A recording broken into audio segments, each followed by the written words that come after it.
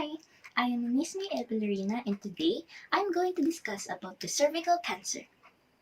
So first of all, what is cervical cancer? It's a type of cancer that develops in the cells of the cervix which connects the uterus to the vagina. Cervical cancer occurs when the cells on your cervix begin to transform into precancerous cells. Not all precancerous cells will develop into cancer, but identifying these cells and treating them before they become cancerous is critical to preventing cervical cancer. The cervix is composed of two different types of cell. The first one is the endocervix. It's the opening of the cervix that leads into the uterus, and it is covered with glandular cells. And the second one is called the exocervix. It is the outer part of the cervix that the doctor can see during the examination of the cervix. It is also covered in squamous cells. You may be wondering, why did we mention these two cells? It is because there are two major types of cervical cancer and both are named before the cell type that is affected in the cervix. The first one is the squamous cell carcinoma. This cancer develops from the cells in the exocervix. Between the two types, this is more common. The second type of cancer is adenocarcinoma. Adenocarcinoma is a cancer that is developed from glandular cells. Cervical adenocarcinoma develops from the mucus-producing glands of the endocervix. So, what causes cervical cancer?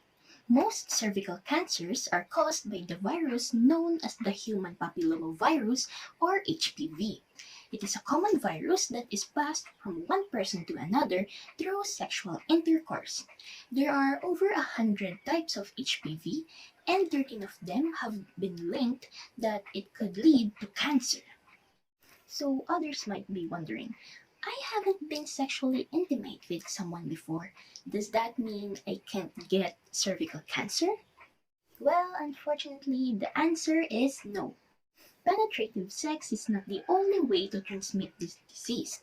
HPV are sometimes present in the anus, mouth, and the throat. So if you had skin-to-skin contact with someone that is affected with this virus, you better see a doctor to prevent the virus from causing cervical cancer. Next, what are the factors that increases your risk of getting cervical cancer? The first one is having many sexual partners. In this way, it will expose you more to HPV. And the second one is having sex at an early age. It also increases your risk of having HPV, just like the first one. Third, having other STDs such as chlamydia, gonorrhea, syphilis, and HIV or AIDS. It increases your chance of contracting HPV. Fourth, if you have an immune system which is weakened by another health condition and you have HPV, you are more likely to develop cervical cancer. Lastly, studies reported that cervical cancer is also linked to smoking. The damage caused by smoking to the cervical cell genes cannot be repaired. So this enables the cells to form into precancer cells, which may be developed into cancer later on. Who is most affected by cervical cancer? The answer is all women are at risk of having cervical cancer. It is most common in women at the ages of 30 and above. Cervical cancer is also reported as the second most common cancer among Filipino women. Every year, an estimated 7,277 new cases of cervical cancer are expected, with 3,807 deaths. Here are some signs or symptoms of cervical cancer. Menstrual bleeding that is longer and heavier than usual, increased vaginal discharge, blood spots or light bleeding between or following periods, pain during sexual intercourse, bleeding after intercourse, douching, or a pelvic examination, bleeding after menopause, and unexplained, persistent pelvic and or back pain. Please immediately see a doctor if you experience any of these. The potential disease will be easier to be cured unlike if it is discovered later on. Here are the treatments for cervical cancer. Number one is surgery.